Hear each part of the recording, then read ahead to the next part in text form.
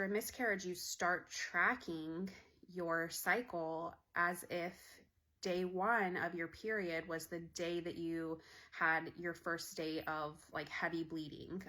And for me, I knew the day I passed the tissue itself. My miscarriage bleeding, it was natural. It happened on its own, but it wasn't very straightforward as I know straightforward.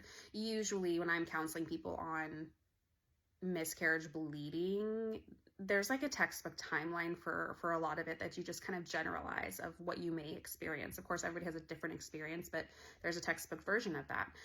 Mine was just kind of heavy for multiple days and passing little clots, little pieces of clots for multiple days before I had one day that was a little bit extra crampy and where I actually visibly saw a piece of tissue come out. And then I still had a couple of days after that of heavy bleeding and pieces of clots come out. So for a lot of people, you're only going to have like one day of heavier bleeding that lasts for, you know, hours, and you pass the tissue and it's really crampy during that time, and then it starts to taper down after that. So my body did, I think, just did a little bit different, and other women probably have similar experiences that.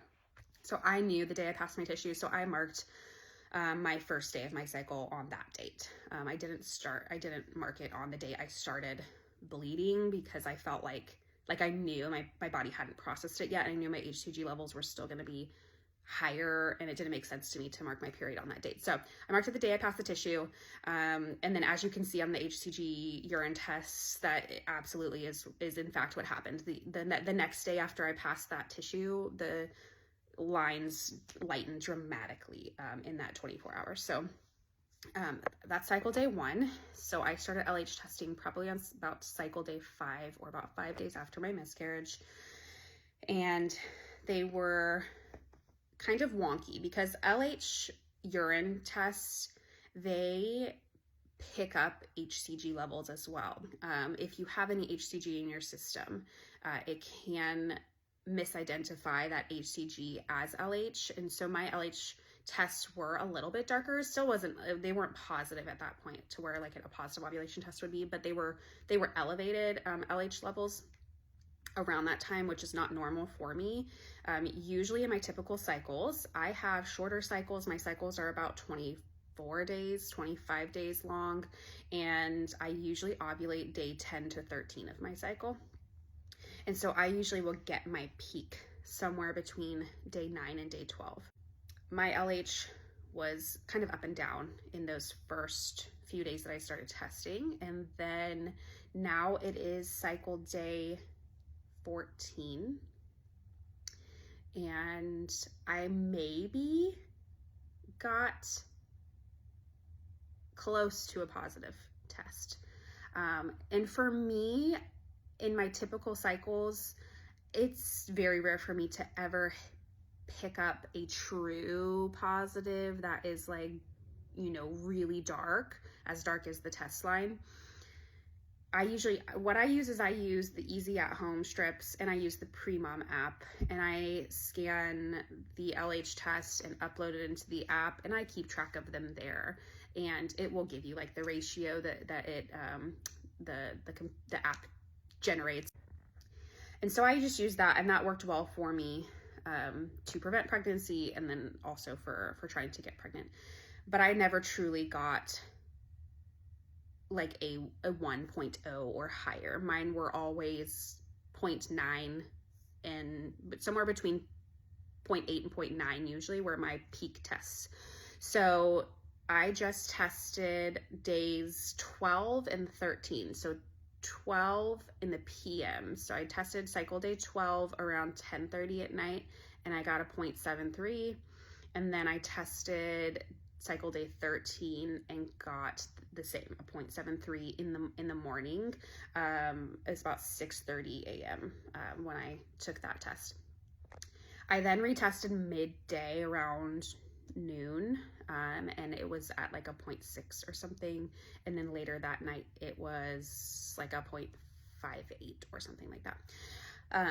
So I don't know if I did have maybe I missed my peak. Maybe it was sometime in the middle of the night between cycle day 12 and 13. I don't know.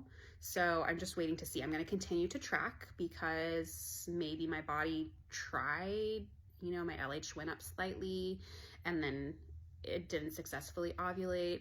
Maybe it will try again. Cycles after a miscarriage can be wonky and your hormones can be off. And so it wouldn't be totally abnormal if that happened to me. That doesn't normally happen to me. I don't have PCOS. I don't have anovulatory cycles. I don't have cycles where my body tries to ovulate. That doesn't happen to me in my typical cycle, but miscarriages are different. So we'll see what comes of that. I'm also BBT tracking. So I have a temp drop that I wear at night. And this is my first cycle doing that. After miscarriage, I want to do everything I can to make this as easy as possible this time around.